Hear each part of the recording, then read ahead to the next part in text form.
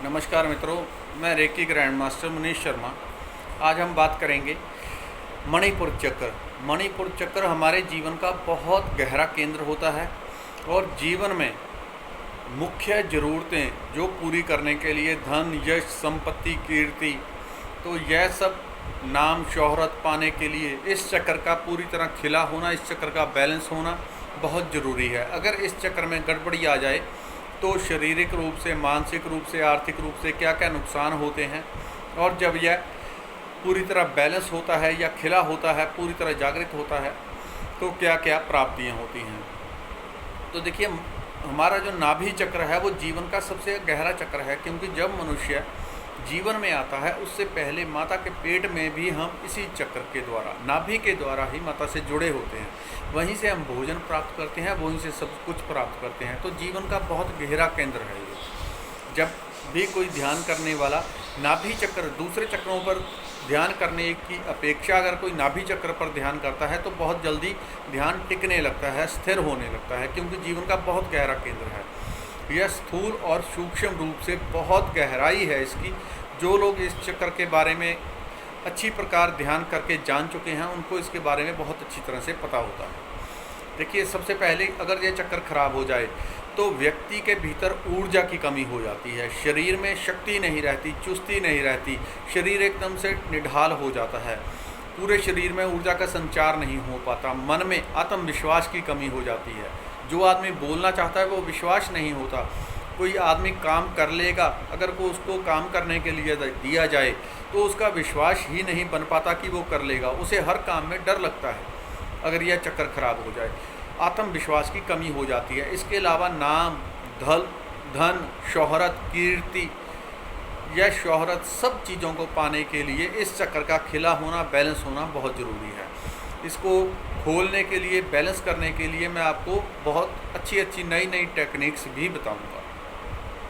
दूसरा, इसका जो शरीर के ऊपर प्रभाव होगा वो ये होगा कि गैस्ट्रिक की समस्याएं। सबसे पहली जो स्टार्टिंग की समस्या होगी वो गैस, पेट में गैस बनने लगती है, अपच होने लगता है, कब्ज की समस्या और इत्यादि जितनी भी पेट की इस नाभि चक्र के इर्द गिर्द के अंग हैं, आगे और पीछे के, वो सभी नाभि केंद्र से जुड़े होते हैं। तो ये बहुत गहरा केंद्र भी है।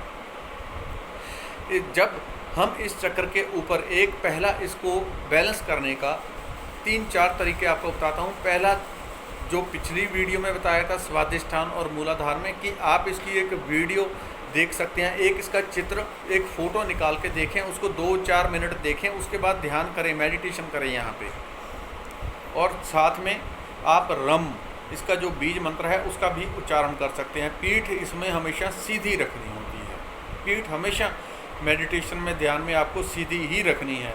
अगर आप पीठ इस तरह से करके कभी ध्यान मेडिटेशन करते हैं तो इससे अच्छा है मेडिटेशन ध्यान नहीं करना चाहिए, क्योंकि अगर कोई कंटिन्यूस इस तरह से करता रहे तो उसकी स्मरण शक्ति के ऊपर बहुत नकारात्मक प्रभाव पड़ता है, व्यक्ति को भूलने की समस्या हो जाती है और कई तरह की सर दर्द वगैरह की समस्या होने लगती है। अब इस चक्कर के ऊपर आप एक चित्र वीडियो के ऊपर देख लें या कहीं भी इंटरनेट के ऊपर मणिपुर चक्र का चित्र देखें, उसे 2-4 मिनट देखें, उसे, उसकी छवि को मन में बसा लें और आंखें बंद करके यहाँ पे ध्यान करें कि वो चक्र यहाँ पे खिला हुआ है और क्लॉकवाइज, जिस तरह से गाड़ी का टायर आगे की तरफ चलता है उसी तरह से यह चक्र आपका आगे की तरफ चलेगा। इस तरह से इस चक्र को चलता हुआ महसूस करें।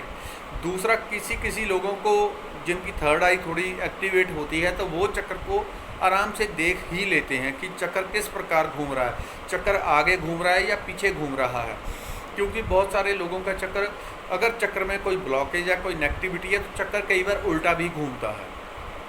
चक्र की शुद्धि के लिए ये कई बार उल्टा भी घूमता है। जब उल्टा घूमेगा तो चक्र की शुद्धि होगी। आम नॉर्मली ये हीलिंग के टाइम जब आपको बूस्ट करेगा, जब आपको ऊर्जा देगा, शक्ति देगा, तो ये क्लॉकवाइज आगे की तरफ, यहाँ पे इस प्रकार आगे की तरफ घूमता हुआ आपको कल्पना करना है। जो लोग आंखें बंद करके इसे देख लेंगे, मेडिटेशन के द्वारा देख लेते हैं, वो तो साफ साफ देख ही लेते हैं कि चक्र कितनी गति से घूम रहा है, किस प्रकार घूम रहा है, कितनी उसकी ऊर्जा है। तो इस तरह प्रकार से आप यहाँ पे मेडिटेशन करें और साथ में रम रम इस बीज मंत्र का उच्चारण करते रहें। तीसरा, आपको जो बहुत अच्छी नई चीज़ है वो ये आपको बताता हूँ क्योंकि आज कल का जो मनुष्य है उसकी श्वास बहुत छोटी हो चुकी है। जितनी छोटी श्वास होगी उतना ही शरीर में ऊर्जा की कमी होगी, चाहे वो आध्यात्मिक ऊर्जा हो, चाहे शारीरिक, चाहे मानसिक, चाहे बौद्धिक स्तर हो, कैसी भी ऊर्जा हो। अगर श्वास कम हो जाएगा तो यह ऊर्जा कम हो जाएगी। आपने देखा होगा जुडो कराटे वाले जो हैं वो जब भी किसी को अभ्यास करवाते हैं तो वो ये कहते हैं कि आवाज़ निकालो, लेकिन गले से नहीं निकालनी, वो कहते हैं नाभि से आवाज़ निकालो। वो इस तरह से आवाज़ करते हैं, तो आवाज़ कहाँ से करते हैं? नाभि से। नाभि में क्या है? नाभि एक ऊर्जा का केंद्र है, बहुत ऊर्जा है। शरीर का सबसे अधिक ऊर्जा का प्रधान क्षेत्र यही है, इसी चक्कर पे सबसे अधिक ऊर्जा बैठी हुई है। तो इस चक्कर को वो जूडो कराटे वाले, क्योंकि उनको कराटे में बहुत ऊर्जा जगाने की ज़रूरत है, तो इस चक्कर के ऊपर अलग अलग तरीक़ों से वो चोट मारते हैं ताकि यहाँ से ऊर्जा का क्षेत्र पैदा हो। तो इसी चक्कर के पास में हमारा एक अमृत कुंड भी होता है, हमारा अमृत कुंड भी होता है। जैसे रावण की कहानी है कि उसने नाभि में अमृत छिपा रखा था, तो वो अमृत हम सब में भी होता है। वो अमृत कुंड हर एक में है। वो तो वहाँ तक पहुँचने का रास्ता हमारी साधना भक्ति वही है, तो वही जीवन का मुख्य लक्ष्य भी है। इस बात को आप हमेशा ध्यान में रखें और मनन करते रहेंगे अगर कि हमारे जीवन का मुख्य लक्ष्य क्या है, तो एक दिन करते करते आप अध्यात्म के पथ पर तेज़ी से चलने लगेंगे। अब इस चक्कर को, इसकी ऊर्जा को जगाने के लिए, शरीर में ऊर्जा प्राप्त करने के लिए, धन यश कीर्ति पैसा धन संपत्ति प्राप्त करने के लिए इस चक्कर को जगाना जरूरी है। अगर यह खराब हो जाए तो व्यक्ति का कुछ भी कारोबार करता हो, नौकरी करता हो, वो सब में गड़बड़ होने लगेगी, पैसे आने के सोर्सेज बंद होने लगते हैं। अब इसको जगाने के लिए लोगों का आपने देखा है श्वास लेते हैं बहुत छोटा छोटा, बस ऐसे लगता है श्वास यही गले तक ही आ रहा है, थोड़ा सा श्वास आएगा पता भी नहीं चलता। पहले के लोग शरीर का श्रम करते थे, जब भी शरीर का श्रम करते तो श्वास चोट गहरी लगती है। जब भी आपने देखा होगा कोई गुस्से में होता है तो उसकी श्वास बहुत गहरी हो जाती है। गहरी होने से क्या होता है?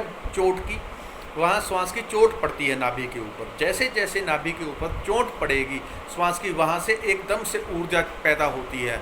कोई दौड़ोगे आप, श्वास क्यों चढ़ रहा है? श्वास चढ़ रहा है क्योंकि वहाँ पे ज़रूरत है भागने के लिए आपको ऊर्जा की, तो श्वास वहाँ पे जाके चोट मारता है और ऊर्जा को पैदा करता है। इस प्रकार से वहाँ पे ऊर्जा पैदा होने लगती है। अब आपको लगातार करना क्या है? जब भी आपको दिन में याद आए 5 मिनट 10 मिनट 20 मिनट आप बैठ जाएं तो बहुत पूरा गहरा लंबा श्वास लें। चाहे इस तरह से ढीले बैठे हों लेटे हों, आप कोशिश करें हमेशा श्वास पेट से आए।